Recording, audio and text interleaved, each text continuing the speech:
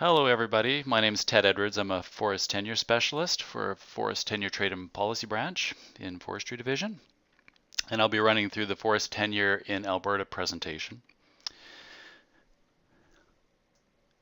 So, Alberta's forest tenure system, so underlying this is, why do we have or need tenure in the first place? So, the province issues forest tenure to companies and individuals in exchange for things. And some of the things they get out of this are the province gets out of this stumpage and royalties, roads, reforestation, employment and taxes, and facility development. We have three forms of tenure in Alberta, and it's a hierarchy basically. So we have forest management agreements at the top of the hierarchy, quotas and licenses, which include both coniferous timber quotas, CTQs, and associated licenses, deciduous timber allocations or DTAs and their associated license. We have permits, and there's a suite of permits, and I'll be going into all of these in a little more detail as the presentation progresses. So, forest management agreements. So an FMA, or a forest management agreement, it's an area-based agreement, so not volume-based. So essentially the company is given an area to manage. So it's not a volume of timber, and that volume, their annual allowable cut, can fluctuate based on certain things. It's an agreement that's negotiated between government and the company. It's a 20-year term, but can be renewed every 10 years. And the renewal is based on certain criteria that Cabinet put together back in 2005.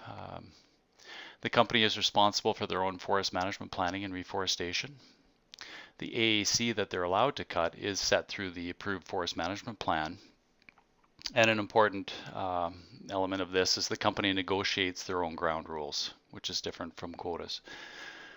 FMA itself becomes the harvest authority once the forest management plan is approved, but the companies still need an approved AOP to conduct the activities.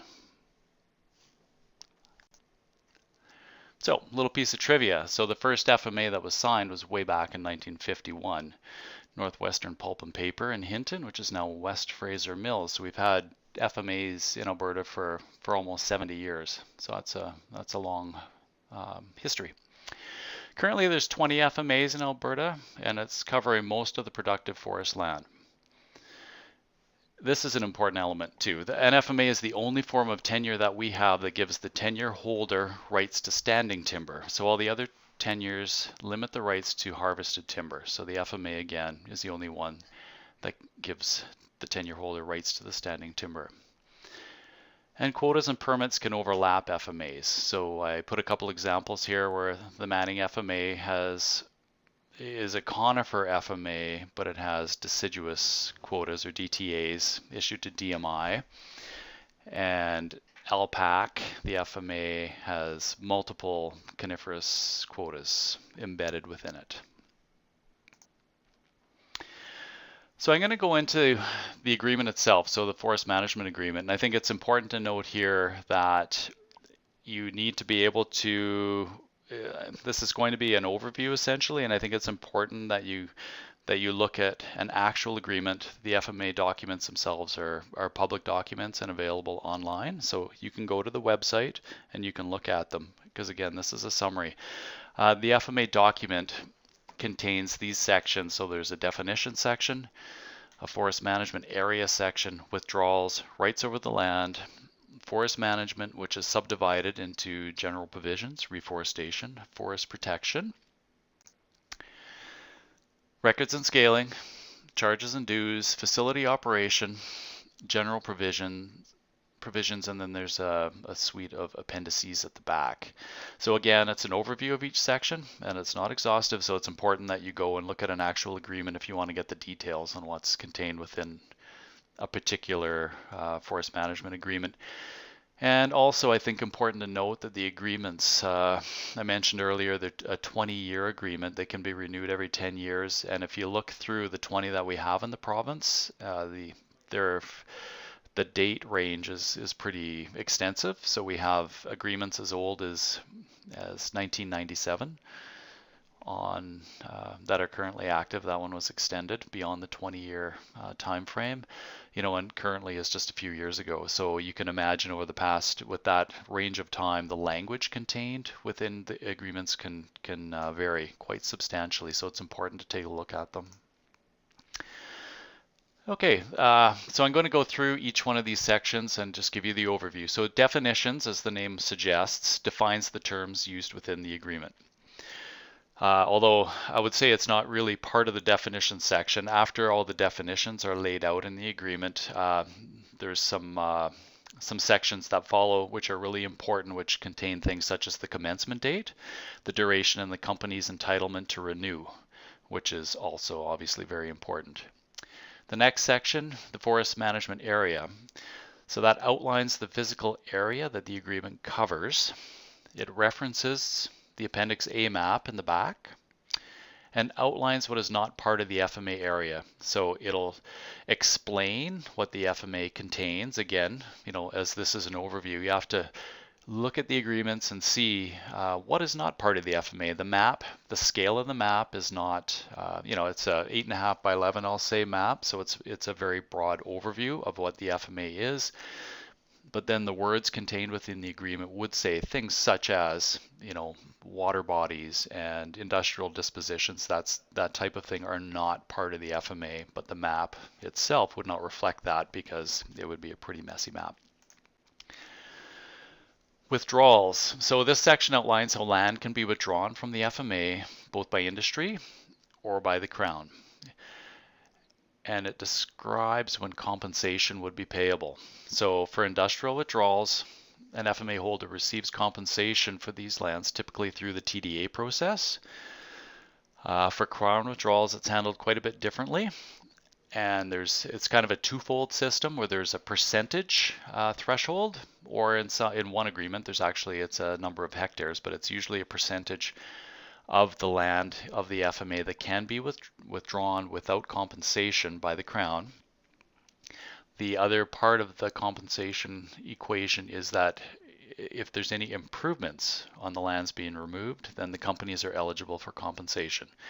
So think of land being withdrawn. If it's over the threshold, they're eligible for compensation for that, in addition to the improvements that they may have on that land. If the land being withdrawn is under the threshold, the only compensation they would be eligible for is any improvements that they have on that land.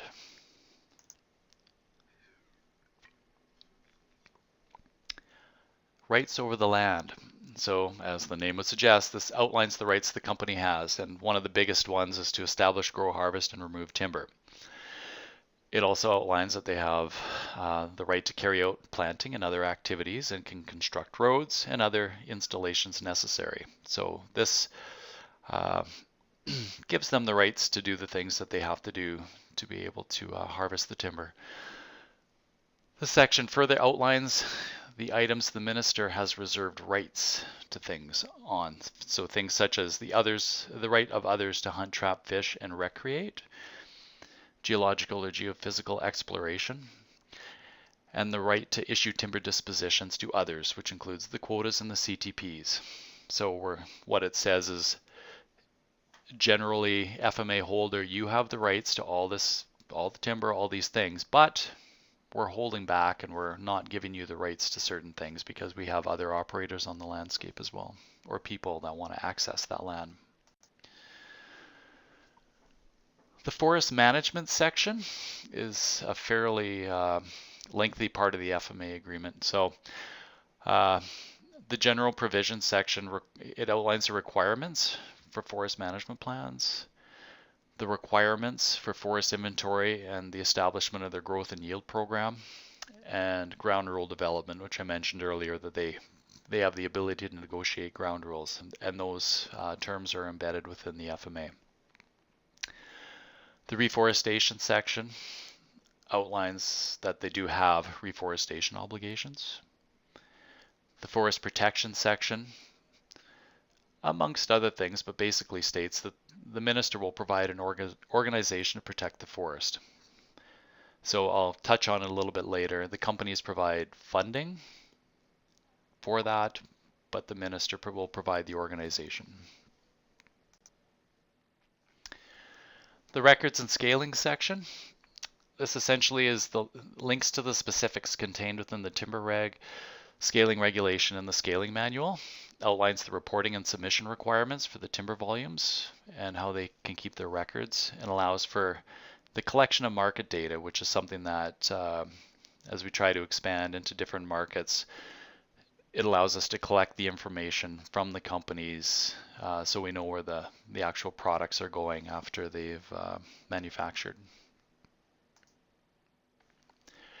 The charges and dues section outlines what they have to pay, which includes holding a protection charge, which is what I mentioned earlier. So annually they pay a charge to the Crown for the protection of the forest. Outlines the requirement to pay timber dues and instructs them that they will have to create an enhancement fund, which is essentially them putting money aside to contribute towards research in forestry. The facility operation piece of the agreement essentially is notification requirements if they're reducing their production or if the facility is closing down, either permanently or temporarily. This allows the Crown to issue short-term permits to others in the case of a short-term closure or a medium-term closure, that type of idea. It allows the Crown to issue permits to somebody else so the resource can be utilized, as opposed to if it wasn't in there, then the companies would, be able to hold on. They have the rights to the timber. If this wasn't there, they had the rights to the timber, and nobody would be able to access that until the agreement was either canceled or expired. And outlines possible FMA cancellation. So if, for example, if the facility was never going to operate again, this would give us the ability to cancel the agreement to free up the timber. The general provisions section of the FMA. I like to say this one was written by lawyers for lawyers, but it is a good read, so I suggest you go to the website and take a look. But it goes over default and cancellation. So when can the Crown cancel an FMA, and when might a company find themselves in default? What the dispute mechanisms are. If a company is looking to sell the forest management agreement to someone else, like what those assignment parameters are, what the data submission requirements are, and the confidentiality of submitted information. So the information, some of it, and it's specified in the agreement that we'll keep this information in confidence when you submit it, but there's the limitation of FOIP, so we can't override what's contained in the Freedom of Information Act protection. And the appendices. So pretty simple in an FMA. So the Appendix A is the map, like I already mentioned. So pretty basic map, but it's an overview. And then Appendix B and Appendix C, if they have embedded quotas, would be listed out in those. One of the problems that you'll note if you go through a number of the agreements is because they're a 20-year document, that some of these types of things are not kept up to date. So some of them, they're difficult to keep up to date. Some of the older agreements contain a forest management appendix, as they predated the creation of the planning standard. So that's getting rare as we renew there. So that was the forest management agreement. So again, I encourage you to go to the website to take a look at an actual FMA or a few actual FMAs to make sure that you're getting the full picture on that. Okay, timber quotas. So again, back to the hierarchy. So started with FMAs and now timber quotas. So we have the coniferous and deciduous. Coniferous timber quotas, or CTQs. They can be volume or area based. They're typically a percent of the conifer, AAC, and an FMU. Deciduous timber allocations, or DTAs, again, can be area or volume based, and are typically a portion of the deciduous AAC in an FMU, as in more often than not a set volume, as opposed to the CTQs, which are more often than not a percentage. Currently, we have about 120 quotas in Alberta. Uh, the quotas are typically issued through a historic grant or competitive sale by the minister. They are also a 20-year form of tenure, like an FMA, with a renewal opportunity after 20 years. So that's a nuance. FMAs you can renew early, every 10 years to keep them more current. Quotas are every 20. And historically, the province did the planning in these quota areas, but now companies are responsible for it.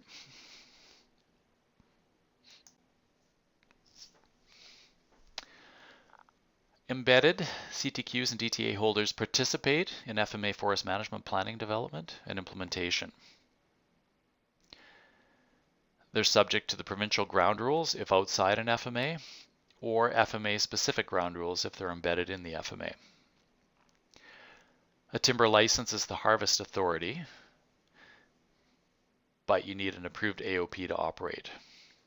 So the quota is only a right to the volume, not a right to harvest.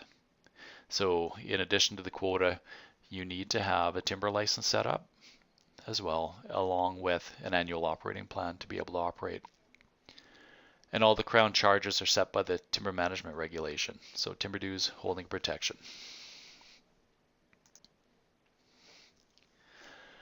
The quota documents themselves are not public documents, but there's a template available online. So again, just like the FMAs, I suggest strongly that you go take a look at the samples that are on there. So there's a DTA and a CTQ. They're all essentially the same. Anyway, it's a template sort of thing. So it's like if you look at the samples that are online, you'll be able to see, for the most part, what's in the documents.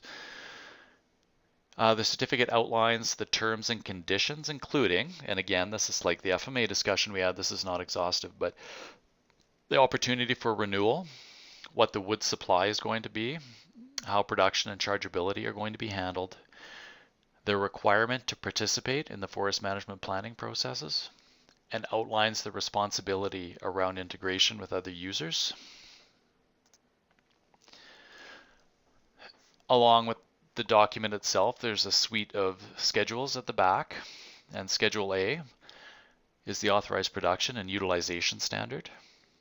Schedule B, the quadrant authorized annual allowable cut. Schedule C, any special operating conditions that might be specific to that quota certificate. And Schedule D, forest management unit map. So fairly straightforward, I think, on the quota front. The schedules are sometimes, even though the certificates themselves are 20 years in duration, what we find is that the schedules are updated on a more regular basis to keep them current. So like I mentioned, along with your quota certificate, you also need a license to harvest. So CTLs and DTLs are issued under the authority of the timber quotas and are the dispositions that allow a quota holder to harvest their volume of timber. They're area-based and medium-term length, so 5 to 10 years typically, and they can be renewed if necessary. As we go down in the hierarchy, commercial timber permits and coniferous community timber permits. So CTPs are typically sold through sealed tender or open competition by the minister. Anybody, anywhere can bid on a CTP, so that's something that keeps the a free market system in play. CCTPs are issued directly in the miscellaneous timber use (MTU) and community timber program areas. So support local community and operators. So this is a limited program, unlike the CTPs above, where there's only there's certain players that can participate in this program, as opposed to anybody can bid on the CTPs above. These are volume-based and generally in a specified area, and a little shorter term, so 1 to 5 years typically. In the past, the province has done all the planning and layout for permits. The Crown charges for permits are defined by the timber management regulation, and that again includes things like timber dues and holding a protection.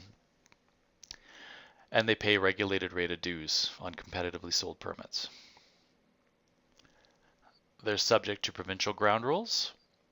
As a standard, the local area may require the higher standard of FMA OGRs. So essentially, if they're operating on an FMA, typically they would have to follow the FMA ground rules. And they also need an approved AOP to operate. The permit is a right to volume, not a right to harvest. So they need that AOP. So we're getting down to the lower levels of tenure. So the local timber permit. So it's a 1-year term. It expires April 30th, the year at which it was issued. $20 issuance charge plus a free reforestation levy, which varies depending on species and location. There's a maximum of 50 cubic meters green volume or larger amounts under emergency salvage situations. So there's instances where it's at the discretion of the minister whether or not an LTP can be for greater than 50 cubic meters. These are personal use only permits, first come, first served. So not for commercial use. That is, you can't get a local timber permit if you want to open a firewood selling business. You have to figure out a way to get into the commercial permits for that. The permit itself is the harvest authority. And the dues are a base rate as described in the Timber Management Regulation. TM66, 30-day term, $5 charge. This is all plus tax, of course. GST, 5%. Personal use only. The tag itself is the harvest authority. And you can issue a TM66 for things such as transplants, Christmas trees, or firewood, that sort of thing. Yeah.